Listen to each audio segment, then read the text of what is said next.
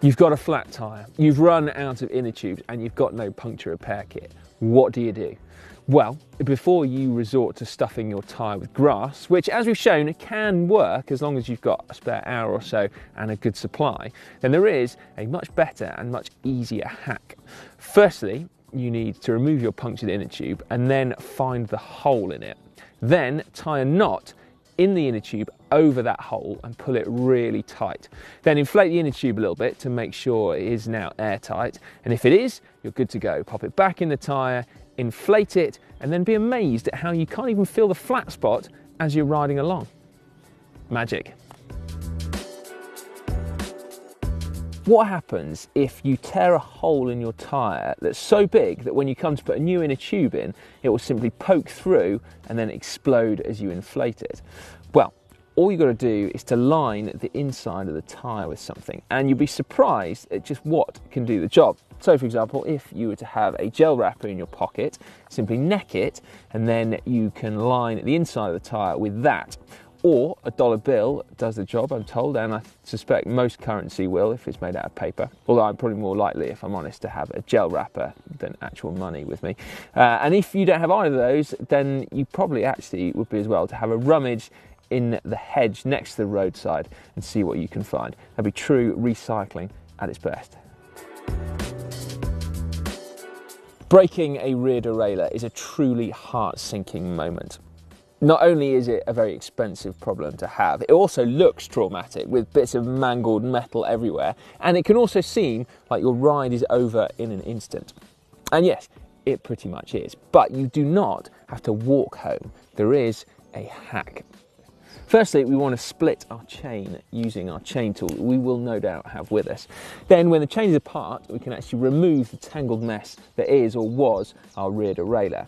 And then essentially what we're doing is turning our beautiful 22 geared bike into a rudimentary single speed. So we need to make sure the chain is on the smallest chain ring, and then we need to wrap it around the cassette about midway down the block. So that should give you a gear that can pretty much get yourself home. Now, before you throw your rear derailleur into a bush out of a fit of rage, I would say stick it in your back pocket and take it home. Firstly, so you're not littering, obviously, but also because there's actually loads of really useful bits you can salvage from even the most mangled of rear derailleurs. Now, pulling the chain as tight as you can, you'll be able to see where you need to then split the chain again before rejoining in its shortest configuration, giving you hopefully the right amount of chain tension in your preferred gear so that your chain doesn't keep coming off, or indeed make sure that the chain line is correct so that the chain doesn't keep trying to shift into a larger cog and then potentially breaking the chain again. A truly horrifying roadside bodge then, but an important bit of knowledge that could well help get you out of a very sticky situation at some point in the future. And also, if you needed another reminder, a very good reason why you need to keep your bike clean, because really that kind of mechanical can always be avoided. Oh, and just so you know, no rear derailleurs were actually harmed in the making of this video. I like this one. If you break your gear cable, which can happen out on a ride, then rather than getting stuck in your smallest cog at the back, which is a pretty tough old gear really, then you can do this rather cool little hack. Firstly, unscrew the cable from your rear derailleur and then take the other end of the cable out of your shifter.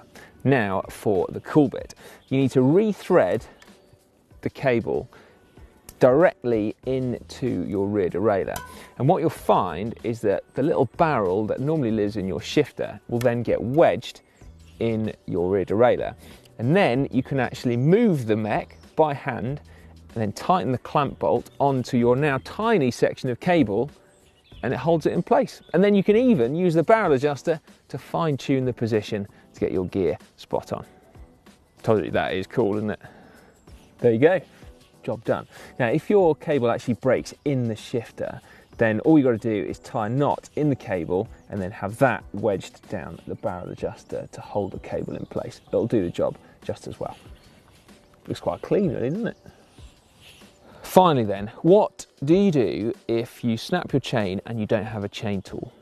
Or your pedal falls off, or your crank snaps, or indeed your freewheel breaks? How do you get yourself home? Well, You could do what one enterprising GCM viewer did, which was to use your spare inner tube as a tow rope and then harness the power of one of your riding buddies to pull you all the way home.